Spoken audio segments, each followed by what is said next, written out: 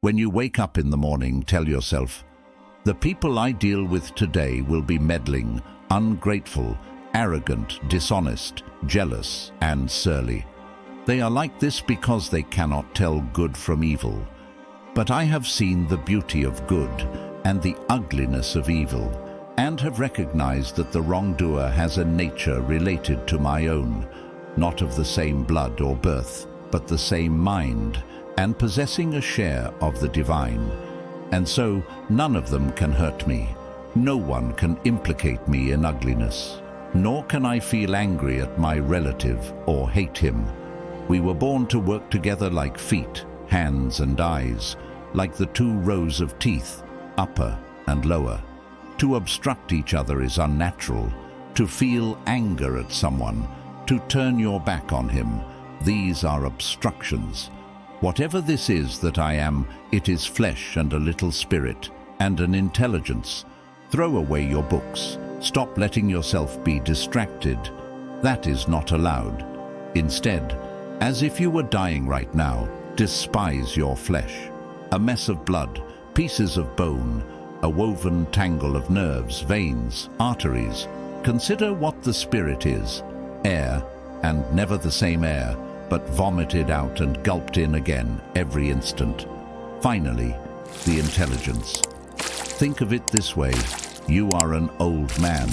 Stop allowing your mind to be a slave, to be jerked about by selfish impulses, to kick against fate and the present, and to mistrust the future. Remember how long you have been putting this off, how many extensions the gods gave you, and you did not use them. At some point, you have to recognize what world it is that you belong to, what power rules it, and from what source you spring. That there is a limit to the time assigned to you, and if you don't use it to free yourself, it will be gone and will never return. Concentrate every minute like a Roman, like a man, on doing what is in front of you with precise and genuine seriousness, tenderly, willingly, and with justice, and on freeing yourself from all other distractions. Yes, you can, if you do everything as if it were the last thing you were doing in your life, and stop being aimless. Stop letting your emotions override what your mind tells you. Stop being hypocritical, self-centered, and irritable. Do you see how few things you have to do to live a satisfying and reverent life? If you can manage this, that is all even the gods can ask of you. Do external things distract you? Then be available for yourself to learn something worthwhile. Stop letting yourself be pulled in all directions. People who labor all their lives but have no purpose to direct every thought and impulse toward are wasting their time, even when hard at work. Ignoring what goes on in other people's souls, no one ever came to grief that way. But if you will not keep track of what your soul's doing, how can you not be unhappy? You could leave life right now. Let that determine what you do and say and think. If the gods exist, then to abandon human beings is not frightening. The gods would never subject you to harm. And if they do not exist, or do not care what happens to us, what would be the point of living in a world without gods or providence? But they do exist. They do care what happens to us, and everything a person needs to avoid real harm they have placed within him.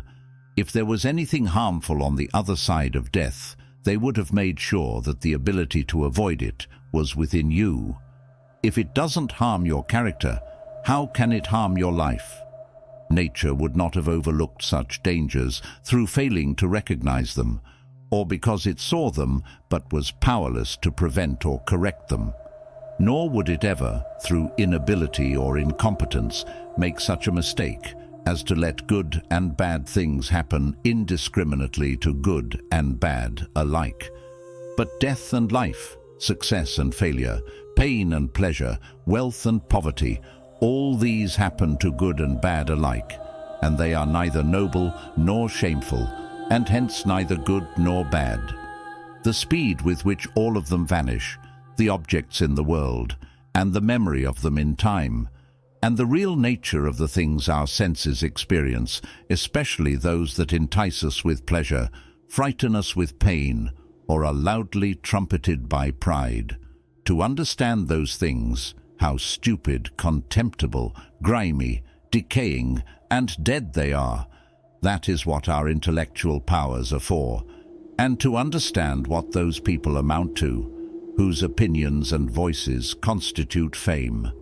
Nothing is more pathetic than people who run around in circles, delving into the things that lie beneath, and conducting investigations into the souls of the people around them, never realizing that all you have to do is to be attentive to the power inside you and worship it sincerely. What is divine deserves our respect because it is good. What is human deserves our affection because it is like us, and our pity too sometimes for its inability to tell good from bad, as terrible a blindness as the kind that cannot tell white from black. Even if you are going to live 3,000 more years, or 10 times that, remember, you cannot lose another life than the one you are living now, or live another one than the one you are losing. The longest amounts to the same as the shortest. The present is the same for everyone. Its loss is the same for everyone, and it should be clear that a brief instant is all that is lost. You cannot lose either the past or the future. How could you lose what you do not have? That everything has always been the same and keeps recurring, and it makes no difference whether you see the same things recur in 100 years, or 200, or in an infinite period. That the longest lived and those who will die soonest lose the same thing. The present is all that they can give up, since that is all you have, and what you do not have, you cannot lose. Everything is just an impression. Monimus the cynic. And the response is obvious enough. But the point is a useful one if you take it for what it is worth.